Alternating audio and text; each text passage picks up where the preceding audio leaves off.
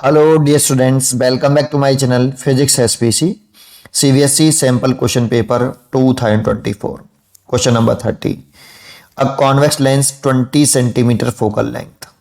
Convex lens है. Form a real image which is 3 times of the magnified. The distance of the object from the lens is. ठीक है, एक बात समझिए पहले तो. रियल इमेज जो बनती हैं और उसमें साइज ऑफ इमेज जो है बड़ा है. किससे? रियल इमेज भी और साइज भी बड़ा है ऑब्जेक्ट से, 3 टाइम्स बड़ा है ना. तो ये केवल 2 ही केस में जो है साइज बड़ा होता है और रियल इमेज एक केस में होती है, जब आपका ऑब्जेक्ट f और 2f के बीच में रखा हो, f और 2f के बीच में रखा हो, तब ही आपकी साइज बड़ा आएगा और रियल इमेज आएगी. देखो आपकी सिचुएशन बता दूं तो आंसर तो ये पक्का है कि 20 सेंटीमीटर से तो बड़ा होगा और 40 सेंटीमीटर से छोटा होगा. तो इन दोनों में से कोई चॉइस हो सकती है आंसर. ये दोनों तो हो ही नहीं सकते, है ना. तो फिर भी ये फॉर्मेशन ऑफ इमेज से आइडिया लग जाता है. इसकी फोकल लेंथ हमें 20 सेंटीमीटर दे रखी है. इसकी ये फोकल लेंथ एफ है और ये 2f है और ये 2f से और इन्फिनिटी के बीच में है. जानते हो जब ऑब्जेक्ट इन्फिनिटी पर होता है तो इमेज फोकस पर बनती है. तो इमेज अगर फोकस पर बनेगी और फोकस पर बनेगी, दूसरी इन्फिनिटी और 2f के बीच में होती है तो इमेज f और 2f के बीच में बनती है, लेकिन डिमिनिश्ड बनती है. रियल बनती है और डिमिनिश्ड बनती है, छोटी बनती है ऑब्जेक्ट से. तो छोटी तो चाहिए नहीं, बड़ी चाहिए. और 2f पे रखेंगे तो इमेज 2f पे जाके बनती है, रियल बनती है बट सेम साइज की बनती है. और 2f और f के बीच में रखेंगे तो इमेज 2f और इन्फिनिटी के बीच में बनेगी और साइज में बड़ी होगी, साइज में बड़ी होगी, है ना. तो हमें वो साइज में बड़ी ही चाहिए. तो ये 2f और f के बीच में ही ऑब्जेक्ट रखा हुआ है और f पे रखेंगे तो इमेज इनफाइनाइट पे जाके बनेगी, है ना. तो इनफाइनाइट वाला कोई चॉइस है नहीं है इसमें, ठीक है. और 3 टाइम्स बनानी है ना हमें, वो भी चक्कर है, 3 टाइम्स भी बनानी है. और चलो तो हम यहाँ पे ऑब्जेक्ट को यहाँ रख लेते हैं ऐसे, और ये ऑब्जेक्ट हो गया और ये इसकी हाइट हो गई h1 और 3 टाइम्स मैंने इसका साइज बना लिया बेटा, कि 3 टाइम्स बना लिया. ये रहा h2 = 3 टाइम्स ऑफ h1, ऐसे कर लो, है ना. ये आपका f हो गया और ये 2f हो गया और ये इन्फिनिटी हो गया. तो लीनियर मैग्निफिकेशन निकाल सकते हैं m = height of image upon height of object से. तो हाइट ऑफ इमेज देखो नीचे की तरफ जो होती हैं वो नेगेटिव में होती हैं और ऊपर की तरफ होती हैं वो पॉजिटिव में होती हैं.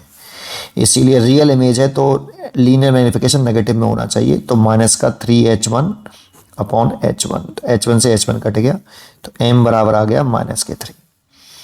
अच्छा, मेरे को फोकल लेंथ दे रखा है और ऑब्जेक्ट की डिस्टेंस पूछ रहा है, लेंस से u पूछ रहा है बेटा.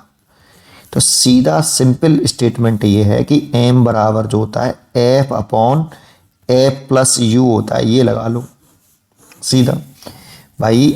1 अपॉन लेंस फॉर्मूला क्या होता है? ये होता है m की जो वैल्यू होती है, आपको मोस्टली बच्चों को ये याद होती है, height of image, height of object = v upon u. ये सबको याद होता है, ये v अपॉन u. तो यहाँ से पहले बना लेता हूँ ये. अब देखो मेरे को u के टर्म में बनाना है तो u का ही मल्टीप्लाई करो. v के टर्म में बनाना है, ये मेरे को बनाना है, ये किसके टर्म में? v और u के टर्म में. अब मेरे को f और u के टर्म में बनाना है, तो u के टर्म में बनाना है तो u का ही मल्टीप्लाई कर लो बोथ साइड में, न्यूमरेटर में. u अपॉन f बराबर u upon v minus u upon u. ये तो कट जाएगा. इसे लिख सकते हैं 1 अपॉन m. भाई v अपॉन u m है तो इसे 1 अपॉन m लिख सकते हैं, ये -1 u अपॉन f. इस 1 को इधर ले आओ तो 1 upon f = u upon f plus 1. यहाँ से f एलसीएम ले लो तो u plus f 1 upon m. तो m निकाल लो f upon u plus f. ये देखो ये फॉर्मूला बन गया. इस फॉर्मूले में वैल्यू पुट कर दो. तो m बराबर, अगर आपको फॉर्मूला डायरेक्टली याद होता तो कुछ नहीं करना पड़ता, f प्लस u. m की वैल्यू -3, f की वैल्यू 20 और इसकी वैल्यू 20. जिसकी वैल्यू कैलकुलेट करते हैं ना उसका साइन पुट नहीं करते, उसका साइन अपने आप निकल के आता है.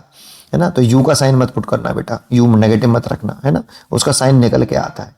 केवल उसी का साइन पुट करो जो वैल्यू नॉन वैल्यूज हैं, और जो अननोन वैल्यू हैं उनका साइन पुट नहीं करते, वो अपने आप कैलकुलेट होके आता है।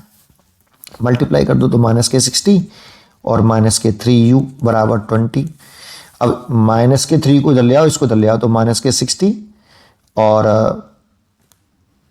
सही किया है, -60 और इसको इधर लेके आऊंगा तो -20 बराबर 3u, तो -83u, तो u बराबर -80/3, दैट मीन्स -26.66 सेंटीमीटर। 3 का डिवाइड करके देख लो ना 80 में, यही आएगा बेटा।